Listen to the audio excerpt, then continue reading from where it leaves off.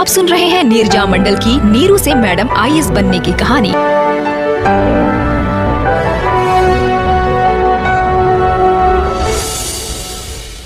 सुमेर सारा दिन अपनी दुकान पर ही पड़ा हुआ था। छोरी के जन्म के बाद उसका मिजाज बिल्कुल ही बिगड़ गया था। कहाँ जाए, किसको मुंह दिखाए, यही सब सोच उसके होश उड़े हुए थे। तभी उसने सामने से शोभराज को आते देखा। शोभराज सुमेर का पड़ोसी था। उसकी पत्नी चंदा मालती की सहेली थी। उसी से सुमेर के घर फिर छोरी पैदा होने की खबर पाकर वो मिलने आ पहुंचा था। दुकान पर पहुंचकर शोभराज ने आवाज लगाई, अरे यहाँ क्यों पड़े हो सुमेर? शाम हो रही है, घर नहीं जाना क्या? हाँ, बस जा ही रहे हैं। सुमेर ने बात को टालने के लिए कहा। सुना कि तुम्हारी फसल फिर खराब हो गई। शोभराज ने आवाज में मायूसी भर के पूछा। बेलवा गांव में लड़की पैदा होने को फसल खराब होना ही कहते हैं। इतना सुनते ही सुमेर का मुंह और लटक गया। वो बोला, क्या बताएं भाई जी, जब नसीब ही बुरा हो तो हम काहे कर सकते हैं।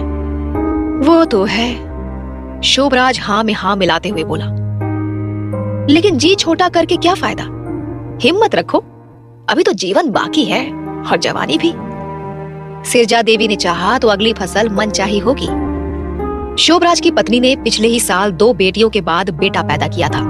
उसने वही उम्मीद सुमेर को भी दिलाई, मगर सुमेर को अब कोई उम्मीद नहीं थी। उसने जले हुए अंदाज में कहा, जानते हो भाई जी, तीसरी छोरी है ये, अब हमें कोई उम्मीद नहीं है। वो तो अच्छा हुआ कि पिछली 2 छोरियां अपने आप चल बसी, नहीं तो ऐसा बोझ लेकर हमारा जीना मुहाल हो जाता। अब देखो इसका क्या होता है। सुमेर को उम्मीद थी कि ये 8मासी छोरी भी ज्यादा दिन नहीं जिएगी, लेकिन वो कहते हैं ना, जाको राखे साइयां मार सके ना कोई। ये छोरी मरने के लिए पैदा नहीं हुई थी। मालती ने बहुत सोचकर ही इसका नाम चुना था, नीरजा। सचमुच कमल ही थी, आसानी से मुरझाने वाली नहीं थी। देखते ही देखते 5 साल बीत गए। आज गणगौर का पर्व था। हर साल की तरह इस साल भी पूरे बेलवा में मेले का माहौल था। बच्चे मेले की तरफ दौड़ लगा रहे थे, औरतें घर में पूजा की तैयारी कर रही थी। 5 साल की नीरू हमेशा की तरह अपनी माँ की पुरानी बांधनी को काटकर बनाए गए चनिया चोली में इतरा रही थी। मालती ने बेटी के कानों के नीचे काला टीका लगा दिया और मन ही मन बोली, नजर ना लगे। छोरी अगर किसी अमीर के घर पैदा होती तो राजकुमारी होती। सुमेर ने उसे देखा और गुस्से भरी आवाज में डांट कर कहा, इतना सजा सवार कर बाहर भेजने को किसने कहा? छोरी को तमाशा मत बना, समझी? वैसे ही लोग गंदी नजर डालते रहते हैं। अरे बस एक ही दिन तो। मालती ने धीरे से कहा, आज गणगौर है, सब बन सवर रहे हैं, फिर हमारी छोरी तो अभी छोटी है जी, तुम बेकार की फिक्र करते हो। देख ले, फिर कुछ ऊंच नीच हो जाए तो मारे से ना कहना, और जो मेरे कान में कुछ पड़ गया तो हाथ पांव तोड़ दूंगा माँ बेटी के, समझ कर रखना। मालती चुपचाप सुनती रही, कोई जवाब नहीं दिया। लेकिन उसने इस बीच मन ही मन सिरजा देवी से प्रार्थना जरूर कर डाली, हे सिरजा माई, कुछ ऊंच नीच मत होने देना, हमारी छोरी पर कृपा दृष्टि बनाए रखना। सुमेर डांट कर गया ही था कि तभी पड़ोस से चंदा आ गई। उसने दरवाजे से ही मालती को आवाज लगाते हुए कहा, तेरी छोरी मैदान में छोरों के साथ खेल रही है, तुझे जरा भी चिंता है कि नहीं? चिंता काहे की, बच्चे तो खेलते ही है ना, मालती ने जवाब दिया। चंदा ऐसा जवाब सुनकर हैरान हो गई। वो मालती के पास आकर बैठी और बोली, ए मालती, ऐसी कुंदन सी छोरी है तेरी, हमारे घर होती तो अब तक ब्याह करके झंझट से छूट चुके होते। धीरे धीरे बड़ी हो रही है, बाहर छोरों के साथ खेलना कूदना शुरू कर दिया है। देख, तेरे भले की कह रही हूँ, जमाना बहुत खराब है। इससे पहले कि छोरों के साथ साथ गांव के जवान और बूढ़े भी उस पर बुरी नजर डालने लगे, ब्याह कर दे नीरू का। चंदा की ये बात सुनकर मालती हैरान सी बोली, बावली हो गई है क्या चंदा? कैसी बात कर रही है? 5 बरस की बच्ची का ब्याह कर दूं? समझ ही क्या है उसे अभी, तो इसमें नया क्या है? चंदा तुनक कर बोली, हमारा ब्याह भी तो 5 बरस में ही हुआ था ना, हमारी माई का ब्याह तो 3 बरस में ही हो गया था। वो तो 13 बरस में माँ भी बन गई थी। मैंने भी तो ब्याह दी अपनी छोरियां। फिर तू एक बात बता, ब्याह से पहले किसे समझ होती है? वो तो बाद में आती है ना, जीवन की ठोकर खाने के बाद। चंदा ने बड़े बुजुर्ग की तरह कहा, तू तो ऐसे कह रही है जैसे तेरी छोरी के साथ कुछ नया हो जाएगा। तब जमाना दूसरा था चंदा, आज के जमाने में इतनी जल्दी ब्याह नहीं होता। सुना है सरकार ने भी बाल विवाह पर रोक लगाई है। ऐसा करने पर सजा मिलती है। नीरू थोड़ी और बड़ी हो जाए, कुछ काम काज सीख ले, दुनियादारी सीख ले, फिर देखेंगे। मालती अपना पक्ष रखते हुए बोली। तो फिर तू देखती ही रहना, चंदा ने मुंह बनाकर कहा। छोरियों के लिए कोई जमाना नहीं बदलता, समझी? और तू बता, इस गांव पर सरकार का कोई नियम लागू होता है क्या? तू छोरी ब्याह दे, सरकार को कौन बताने जाएगा? बाकी तेरी मर्जी, उम्र चढ़ गई तो तुम लोगों को ही दिक्कत होगी, मुझे क्या। चंदा इतना कहकर वहां से चली गई। चंदा की बातों ने मालती को चिंता में डाल दिया। मालती जैसे खुद से ही बात करने लगी। बात तो चंदा की बिल्कुल सही है। उसने तो खुद अपनी दुधमुही बच्ची का ब्याह कर डाला है। लेकिन मैं ये कैसे करूं? नीरू तो सबसे अलग है। ऐसी हीरे की नग सी छोरी पैदा हो गई है, तो इसमें हमारा क्या दोष? सिरजा देवी ही सब कराएंगी। मालती की आंखों में अनजाने में ही आंसू आ गए। चुन्नी के कोने से आंख पोंछते हुए उसने खुद से कहा, 5 बरस में ही लोगों की निगाह इस पर से हटाए नहीं हटती। आगे पता नहीं क्या होगा, लेकिन कोई करे भी तो क्या? किससे ब्याह कर दे? कुएं में तो फेंक नहीं देंगे छोरी को। बेलवा में ऐसा कोई काबिल छोरा है ही कहां? वैसे समाज में लड़की की शादी के लिए छोरा हो या मर्द, किसी को कोई फर्क ही नहीं पड़ता। बोझ जितनी जल्दी उतरे अच्छा। लेकिन जाने क्यों अपना मन नहीं मानता। चंदा के जाने के बाद मालती सोच में डूबी खुद से बातें कर ही रही थी कि तभी चनिया चोली में इतराती नीरू पीछे से आकर माँ के गले में झूल गई। अम्मा, अम्मा, भूख लगी है, रोटी दो ना। बच्ची की आवाज सुनकर मालती ममता से भरकर बोली, अब तक कहाँ थी लाडो? खेल से जी भर गया? लग गई तुझे भूख? चल भोजन निकालती हूँ। भूख तो कब से लगी हुई थी अम्मा, हम तो बस चिड़िया बना रहे थे। नीरू ने अपने नन्हे हाथों से मिट्टी की बनी हुई एक चिड़िया मालती को दिखाई। इतनी सुंदर मिट्टी की चिड़िया देख मालती चौंक गई और बोली, ये तूने बनाई है? हाँ, हमने बनाई। अच्छी है ना? नीरू ने माँ से पूछा। बस पंख लगा देंगे तो उड़ने लग जाएगी ना? मालती बच्ची की मासूमियत पर हंसकर बोली, मिट्टी की चिड़िया उड़ती नहीं है मेरी लाडो रानी।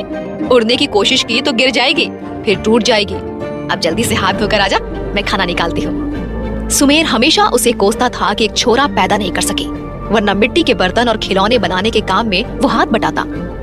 मालती मन ही मन सोचने लगी कि वो आज पति को बताएगी कि छोरा ना सही, छोरी इस काम में माहिर हो रही है। आखिर बाप का हुनर बच्चे में तो आएगा ही, वो देखकर जरूर खुश होगा। यही सब सोचते हुए मालती ने नीरू को बड़े प्यार से खाना खिलाया। खाना खाकर नीरू फिर खेलने चली गई। शाम को मालती ने बेटी के हाथ की बनाई हुई मिट्टी की चिड़िया सुमेर को दिखाई और बोली, ये देखो जी, कितनी सुंदर है ना? क्या है? सुमेर ने बेरुखी से पूछा। अरे देखो तो सही। मालती ने मिट्टी का खिलौना उसके हाथ में देते हुए कहा, चिड़िया है, अपनी नीरू ने बनाई, बिल्कुल तुम पर गई है। मालती अभी कुछ कह ही रही थी कि सुमेर ने वो चिड़िया जमीन पर पटक दी। मिट्टी का खिलौना चूर चूर हो गया। सुमेर ने गुस्से में पत्नी की ओर देखा और कहा, 1000 दफा समझाया है कि छोरी को सिर ना चढ़ाओ। छोरा होता तो कोई बात थी, इसे बस रोटी बनाना सिखाओ। अगली लगन में इसका रिश्ता देख रहा हूँ, समझी? रिश्ता? मालती हैरानी से बोली, मगर जल्दी क्या है? अभी तो वो छोटी है, तो क्या उसके बूढ़े होने का इंतजार करना है? सुमेर गुस्से में चिल्लाते हुए बोला। मालती चुप हो गई। पति की ऊंची आवाज के बाद वो हमेशा चुप हो जाती थी। उसे मालूम था कुछ भी हो, सुमेर अपने मन की ही करेगा। मालती ने मन ही मन हमेशा की तरह सिरजा देवी को याद करते हुए कहा, हे सिरजा माई, तुमने दिया है, तुम ही रक्षा करना। सुमेर सिर से बोझ उतारने के फेर में था। इधर 5 साल की नीरू ने अलग ही जिद लगा ली थी। रोज सुबह शाम बस वही रट लगाए रहती, अम्मा हमें स्कूल जाना है। पिछले कई रोज से वो यही कह कह कर रो रही थी। मालती जानती थी कि यह नामुमकिन है। सुमेर उसे कभी स्कूल भेजने के लिए राजी नहीं होगा। ये बात मालती को भी मालूम थी कि स्कूल जाने का कोई फायदा नहीं है। पढ़ लिख कर क्या बदलेगा? छोरी 2 क्लास पढ़ लेगी तो क्या भला हो जाएगा? आखिर शादी करके अपने घर चली जाएगी, फिर जैसे पति रखेगा वैसे रहेगी। मालती को याद आया, उसकी दादी कहा करती थी, पढ़ने लिखने से दिमाग चलने लगता है और फिर बर्दाश्त कम हो जाता है।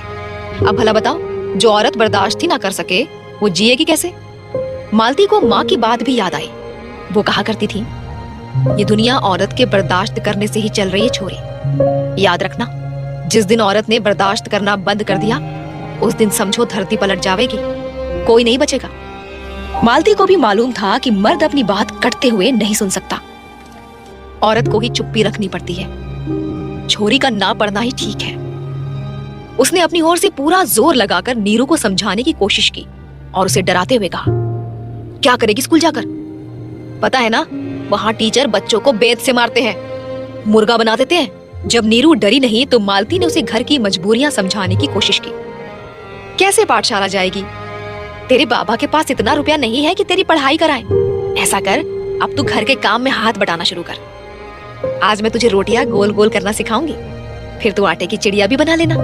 नहीं नहीं नहीं, हमें स्कूल जाना है। मालती की लाख कोशिशों के बावजूद नीरू नहीं बहली और रो रो कर एक ही बात कहती रही।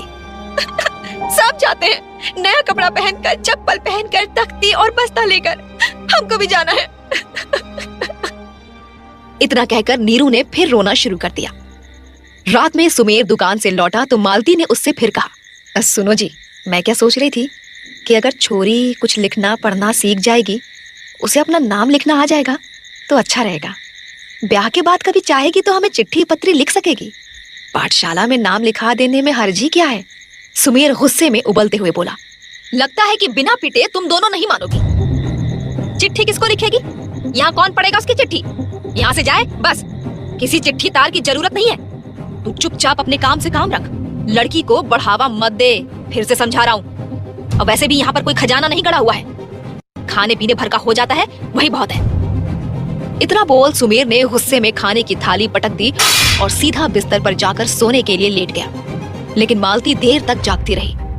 वो अपनी बेटी को स्कूल में दाखिला दिलाने के रास्ते सोचती रही। बेटी की आंखों में एक सपना था। क्या मालती उस सपने को पूरा कर पाएगी? क्या सुमेर नीरू को स्कूल पढ़ने के लिए भेजेगा?